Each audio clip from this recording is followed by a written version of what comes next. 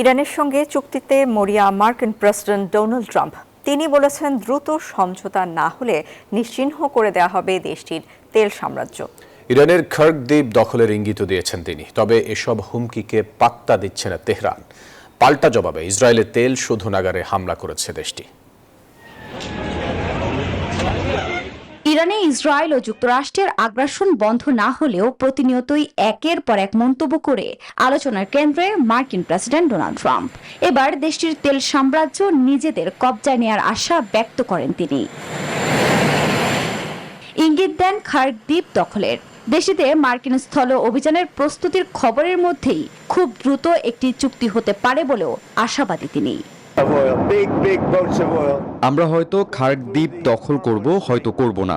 আমাদের হাতে অনেকগুলো বিকল্প আছে। বসুন্ধরা টিস্যু, অশুদ্ধতার বিরুদ্ধে এক বিন্দুও ছাড় নয়। গণমাধ্যমের তথ্য বলছে 1988 সালেই এই দ্বীপটি দখলের কথা বলেছিলেন ট্রাম্প। তবে বিশ্লেষকদের ধারণা, এই মুহূর্তে হরমুজ প্রণালী খুলে বিশ্বের তেলের বাজারের অস্থিরতা কমানোই একমাত্র লক্ষ্য ওয়াশিংটনের। তাই হরমুজ প্রণালী খুলে দিতে ইরানকে বাধ্য করতেই দ্বীপটি দখলের পরিকল্পনা করছে যুক্তরাষ্ট্র। যদিও যুক্তরাষ্ট্রের সঙ্গে সরাসরি আলোচনার বিষয়টি অস্বীকার করেছেন ইরানের পররাষ্ট্র মন্ত্রণালয়ের মুখপাত্র ইসমাইল বাঘাই। যুক্তরাষ্ট্রের দাবিগুলো অবাস্তব এবং অযৌক্তিক। পাকিস্তানের বৈঠক আসলে তাদের নিজেদেরই তৈরি করা একটি কাঠামো। আমরা সেখানে অংশগ্রহণ করিনি। এদিকে চলছে পাল্টাপাল্টি হামলাও। ইরানের ক্ষেপণাস্ত্রের আঘাতে ইসরায়েলের তেল শোধনাগারে আগুন লাগার খবর জানিয়েছে গণমাধ্যম।